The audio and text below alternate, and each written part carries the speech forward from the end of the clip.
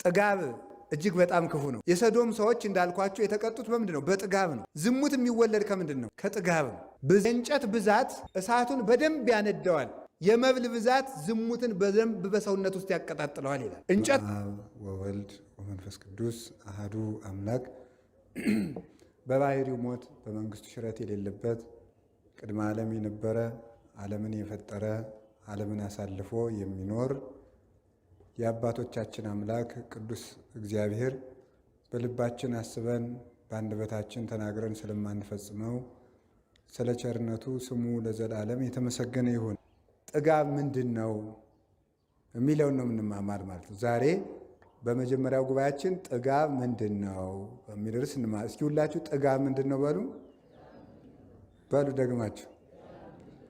አቤት ጥጋብ ምንድን ነው? እሱ ነው የምንማማረው። የጾም ተቃራኒ ነው ጥጋብ እንደምታውቁትና ጽጋብ በግዕዝም ጽጋብ ነው፣ በአማርኛ ጥጋብ ተብሎ ይነገራል። ዓለምን እግዚአብሔር ብዙ ጊዜ በመቅሰፍት እንደመታው ሁላችሁም በታሪክ ታውቃላችሁ። ዓለምን በመቅሰፍት ካስመታ ኃጢአት መካከል አንዱና ዋነኛው ጥጋብ ነው። ለምሳሌ እግዚአብሔር ዓለምን በመቅሰፍት እንደቀሰፈ ከምናውቃቸው ታሪኮች አንዱ የኖህ ዘመን አንዱ ነው። የሰዶም ዘመን አንዱ ነው። እነዚህ ሁሉ ዓለምን እግዚአብሔር አንደኛ በንፍር ውሃ፣ ሁለተኛ በእሳት እንዲያጠፋ ያደረገው በምንድን ነው ሲባል በጥጋብ ምክንያት ነው። ግብረ ሰዶም፣ ዝሙት እንዲህ ያለው ነገር ሁሉ ቢጠራ ለእነዚህ ሁሉ ምንጫቸው ጥጋብ ነው እና ጥጋብ ለሰው ቀላል ኃጢአት ሊመስለው ይችላል። ግን ዓለምን በእሳት ያነደደ ኃጢአት ነው። ለምሳሌ እግዚአብሔር የሰዶምን ከተማ ዘር እንዳይተርፍ አድርጎ ያነደዳት ለምንድን ነው ብለን ስንጠይቅ ራሱ የሰራዊት ጌታ እግዚአብሔር እንዲህ ብሎ ይናገራል።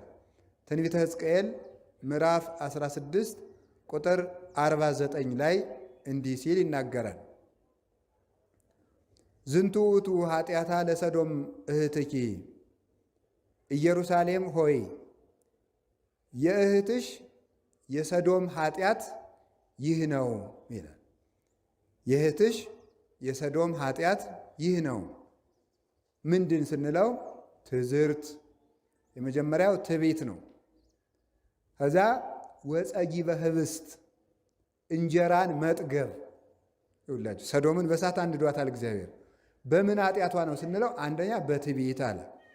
ከዛ ስንለው እንጀራን በመጥገብ። ሁለተኛው ኃጢአት ስላል ስንለው ደግሞ እረፍት ወምረፍት ይላል። ከዚያ ስንል ወምጽርዓት ቦዘኔነት ወይም ሐኬት። የሰዶም ከተማን በእሳት ያቃጠሏት አራት ኃጢአቶች እነዚህ ናቸው። ትዕቢት፣ ጥጋብ፣ እረፍትና ስንፍና ናቸው። እነዚህ አራቱ ኃጢአቶች ሰዶም ከተማን እግዚአብሔር በእሳት እንዲቀጣ አድርጓል ማለት ነው። ስለዚህ ይህንን አባቶቻችን በቅደም ተከተል ሲያስቀምጡት ጥጋብ እረፍትን ያመጣል። ጥጋብ እረፍትን ያመጣል። እረፍት ምንን ያመጣል? ሐኬትን ወይም ደግሞ ጽርዓትን ቦዘኔነትን ያመጣል። ይሄ ምንን ይወልዳል? ትዕቢትን ይወልዳል ማለት ነው። ራሳቸው ቅደም ተከተል አላቸው። ሰው ሲጠግብ እንግዲህ እንደምታውቁት ጦሙን የዋለ ሰው ተግተው ሲቆፍር፣ ሲያርስ፣ ሲኮተኩት፣ ሲያርም የነበረ ሰው ምሳ ስታበሉት እንቅልፍ እንቅልፍ ይለዋል። ጥጋብ ምንን ያመጣል ማለት ነው? እረፍትን ይወልዳል ማለት ነው። ጥጋብ እረፍትን ይወልዳል። እረፍት ስለዚህ ሰው ሲበላ ያለመጠን በበላ ጊዜ ማረፍ ነው የሚፈልገው። ቢደክመዋል ማረፍ ይፈልጋል። ሲያርፍ ምን ይሆናል ደግሞ? ሰውነቱ ልህሉህ ይሆናል። ስንፍናን ይወልዳል ማለት ነው። ከዛ ስራውን በአግባቡ ማከናወን ያቅተዋል። መጻሕፍቱን በሙሉ ለጸሎት ቁሞ ጸሎት ጀምሮ ጸሎቱን እግዚአብሔር ይወደዋል ወይ ወይም በእግዚአብሔር ፊት እየጸለይኩት ነው ሳይሆን ገጾችን እየጨረስኳቸው ነው ወይ ብሎ መቁጠር ይጀምራል ማለት ነው። ከዚያ በኋላ እንቅልፍ ይዞት ይተኛል ማለት ነው። ያንን የሚያመጣው ምንድን ነው ሲባል ጥጋብ ነው። ጥጋብ እረፍትን ያመጣል። እረፍት ስንፍናን ያመጣል።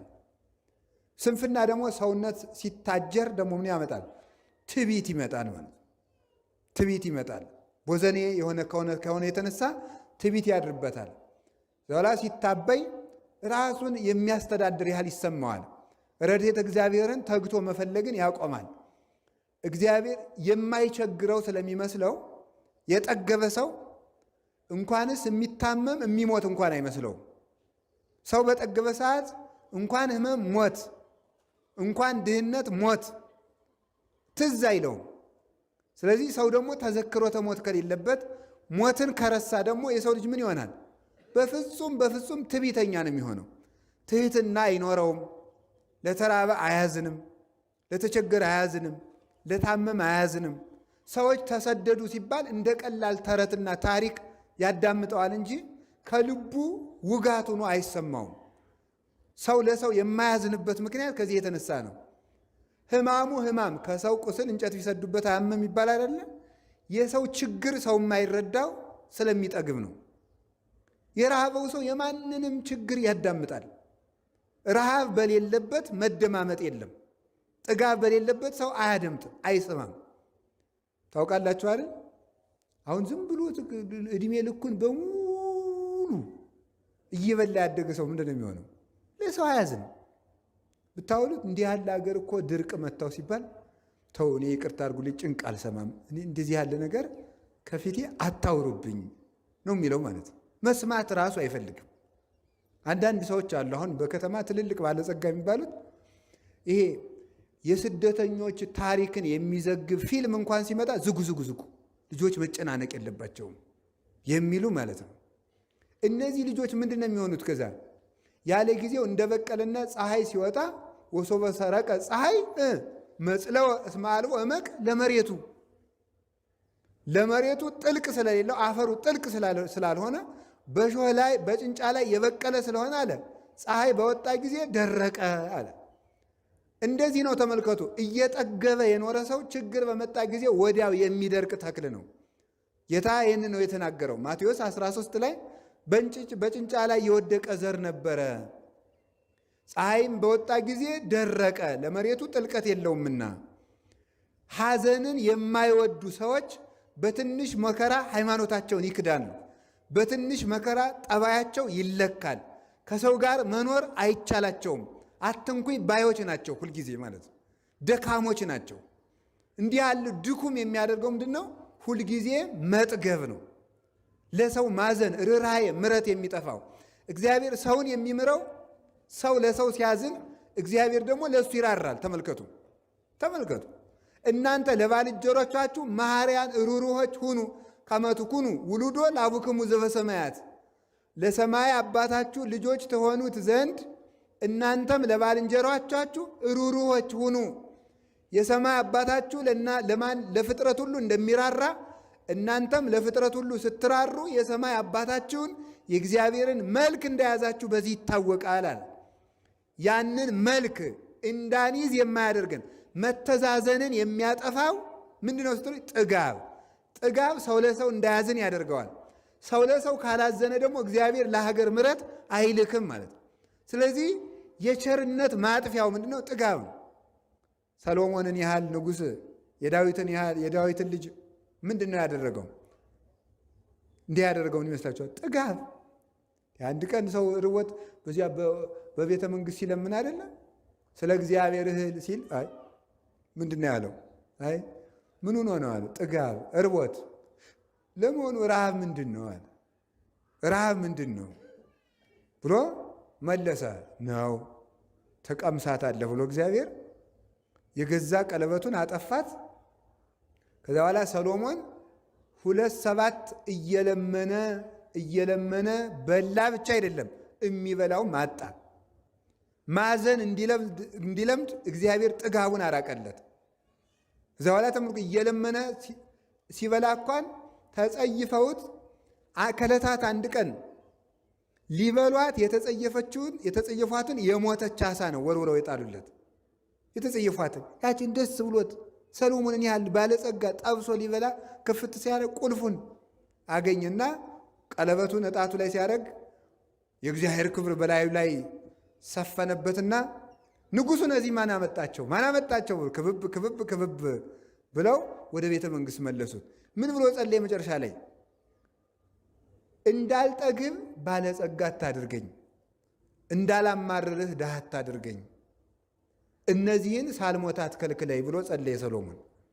እንዳልጠግብ ባለጸጋ አታድርገኝ፣ እንዳላማርርህም እምበላው አታሳጣኝ፣ ሳልሞት እነዚህን ሁለት ጸሎቶችን አትከልክለኝ ብሎ ሰሎሞን እነዚህ ሁለት ነገሮች ይለምነዋል ማለት ነው።